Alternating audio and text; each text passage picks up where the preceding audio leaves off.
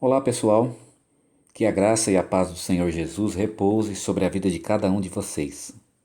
Eu estava fazendo a minha quarentena, que nem vocês, e resolvi aprofundar um pouco mais os meus conhecimentos em Zacarias. E estudando Zacarias eu cheguei a um conceito muito interessante que eu quero compartilhar com vocês. É um pouco extenso o meu estudo, mas eu vou dividir em vídeos, provavelmente nos 4 ou 5 deles, tá bom? Dos quais esse deve ser o primeiro então.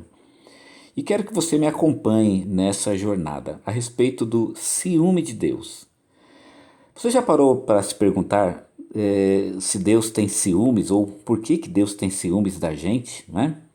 Antes de falar sobre esse tema, eu queria mostrar para vocês uma música da Ana Paula, da Igreja da Lagoinha, bem conhecida nossa. Eu quero que você repare bem na letra dessa música, ok? Veja lá.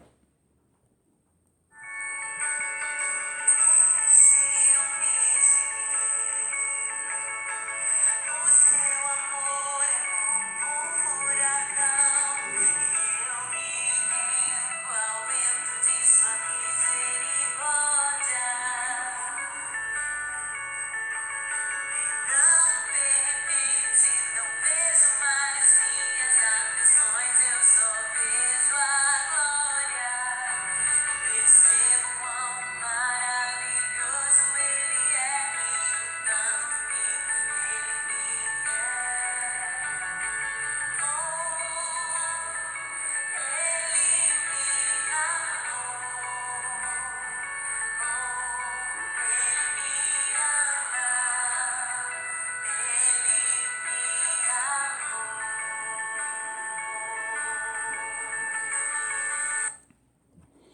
É interessante que essa música, ela diz que Deus tem ciúmes de nós.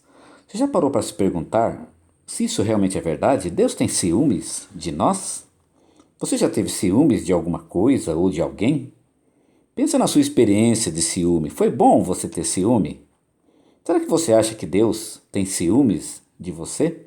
A primeira coisa que eu quero dizer aqui sobre a questão do ciúme de Deus é que a palavra ciúme em português, ela não é uma palavra plural em princípio. A palavra ciúmes, ela sempre deve ser usada no singular, ciúme.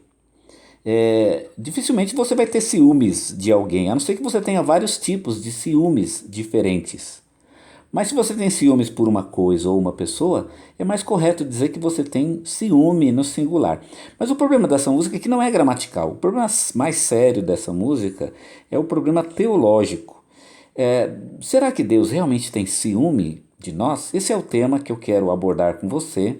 E esse é o primeiro dos vídeos que eu quero passar para você, para a gente estudar um pouquinho essa questão dos ciúmes de Deus.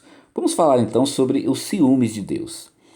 Eu descobri o ciúme de Deus estudando Zacarias, no capítulo 1, versículo 14. Os irmãos sabem que a gente está estudando Zacarias. Domingo passado nós falamos a respeito do capítulo 1, na primeira visão de Zacarias. E ainda na primeira visão eu descobri um versículo muito interessante que diz o seguinte: Palavra de Deus, com grande zelo estou zelando por Jerusalém e por Sião. Essa é a versão revisada de acordo com os melhores textos, que é a versão que eu uso e é a versão que eu mais gosto. Provavelmente os irmãos vão ter a versão revista e atualizada da Sociedade Bíblica. Aqui está RC, mas é revista e atualizada, que diz o seguinte: com grande empenho estou zelando por Jerusalém e por Sião. Eu dei uma olhadinha no original e a versão de acordo com os melhores textos, a que diz com grande zelo estou zelando, ela é realmente a melhor tradução, a que responde melhor por aquilo que está escrito no original hebraico. Aqui o texto estaria dizendo mais ou menos o seguinte: eu estou ciumento por Jerusalém com um grande ciúme, porque a palavra zelo, como a gente vai ver daqui a pouquinho, ela é a tradução de uma palavra hebraica que significa ciúme. Bem, vamos analisar então essa palavra hebraica. A palavra zelo no hebraico, aqui tradução de zelo, é a palavra kiná. Essa palavra kiná, ela tem várias traduções no Velho Testamento. Ela pode significar ciúme, ela pode significar zelo, ela pode significar ira e pode até significar paixão. A raiz da palavra quiná é a palavra vermelho. Provavelmente porque quando uma pessoa fica dominada pelo ciúme, ou pelo zelo, ou pela ira, ela fica com o rosto vermelho e provavelmente daí venha a ideia de associar a palavra quiná com a palavra vermelho. Bem, você sabe que o Velho Testamento foi escrito em hebraico. O que provavelmente você ainda não sabia é que há cerca de 200 anos antes de Cristo foi escrita uma tradução grega do Velho Testamento chamada Septuaginta. Essa tradução ela foi lida por Jesus e pelos apóstolos e inclusive foi muito usada pelo apóstolo Paulo nas suas epístolas. Na tradução grega, a palavra quiná foi traduzida pela palavra grega zelo, que significa ciúme. Eu sei que a palavra zelo tem muita semelhança com a nossa palavra zelo em português.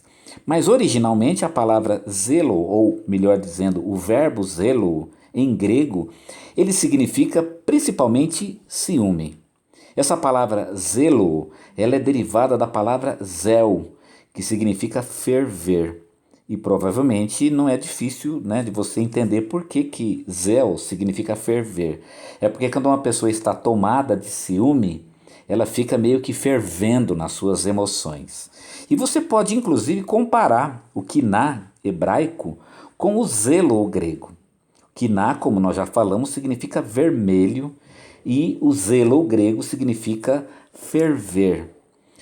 De fato, quando uma pessoa está com ciúme, ou ele está num pico de paixão, ou num pico emocional, a pele do rosto ela esquenta, eu talvez não chegue a ferver, mas ela esquenta, e ela também fica vermelha. Você pode perceber aí a conexão entre as duas palavras e o que elas significam. Bem, agora nós sabemos então o que é o quiná de Deus. O que é o quiná de Deus? O quiná é uma emoção forte, relacionada com o amor de Deus. O amor de Deus não é uma emoção.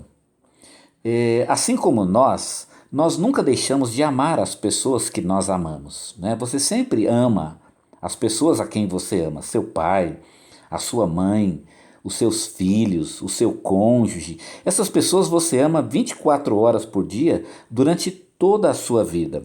Agora, nem sempre você está apaixonado por essas pessoas. Às vezes você até esquece delas, inclusive em alguns momentos, porque nós nem sempre ficamos apaixonados pelas pessoas em que nós amamos. Mas acontece que em algum momento, por algumas razões, o amor se manifesta num tipo de emoção. Por exemplo, quando a pessoa nos faz um bem. Quando seu marido, sua esposa, seu pai faz alguma coisa que você gosta, de repente você tem um pico de paixão. Um pico de emoção, um pico emocional, e naquele momento, então, você tem um quiná. Por exemplo, quando você encontra uma pessoa depois de um certo tempo de ausência. Você nunca deixou de amar essa pessoa, mesmo estando distante dela. Mas no momento em que você reencontra, você tem um pico de emoção, que pode ser chamado, então, de quiná. Também quando você fica com ciúme, que é o sentido básico da palavra. Quando você fica com ciúme, é como se o seu amor de repente aflorasse na forma de ciúme. Esse ciúme é chamado em hebraico, portanto, de quiná. A mesma coisa nós podemos dizer com relação a Deus. Deus nos ama todo o tempo. Mas às vezes o amor de Deus se transforma numa paixão ou num ciúme, se transforma em um quiná. Um exemplo dessa ocorrência está em Deuteronômio capítulo 4, versículo 24. O texto lá diz assim: porque o Senhor vosso Deus é um fogo consumidor, um Deus caná. Veja que o texto diz que Deus é um fogo consumidor. Até a gente lembra, né, que a palavra quiná, ela vem mesmo da ideia de algo que fica vermelho ou que esquenta. Deus é um fogo consumidor. Ele é um Deus caná. Observe que a palavra aqui não é quiná, mas é caná. Caná é uma das variações da palavra quiná. Quiná significa ciúme e caná significa ciumento. O que o texto está dizendo literalmente é que o Senhor vosso Deus é um fogo consumidor e que ele é um Deus ciumento.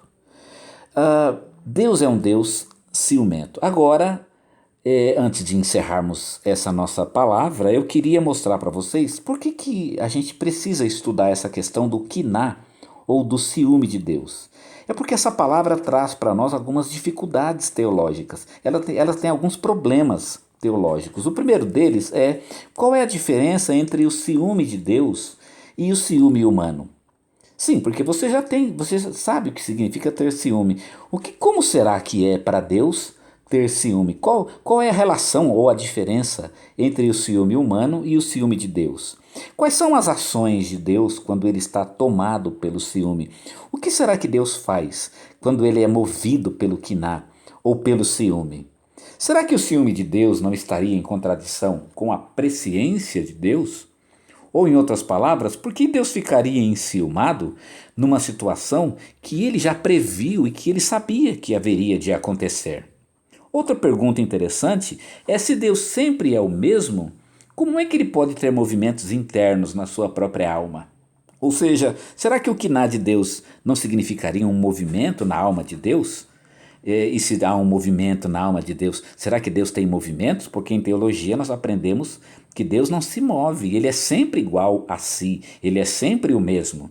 E uma última pergunta, talvez até a mais interessante para a gente, é se o ciúme na Bíblia, que é sempre visto como algo errado, como é que Deus pode ter ciúmes, né? Se a Bíblia vê o ciúme como algo, ela não vê o ciúme como algo positivo. Por exemplo, em 1 Coríntios capítulo 13, Paulo diz que o amor não arde em ciúmes. Ora, se o amor não arde em ciúmes, como é que o amor de Deus pode arder, né? Lembre lá, isso faz até a gente lembrar Deuteronômio, que disse que Deus é um fogo consumidor no seu quiná, né? Se Deus é um fogo consumidor, então por que o amor não arde em ciúmes? Então são questões importantes que eu quero pensar com você. Como eu disse para vocês, o assunto é um pouco longo e eu vou dividi-lo em várias mensagens ou vários vídeos diferentes, pelo menos uns 4 ou 5 até o final dessa semana. Que Deus abençoe você e a gente continua essa conversa amanhã. Fica na paz do Senhor e que o quiná de Deus esteja sobre a sua vida.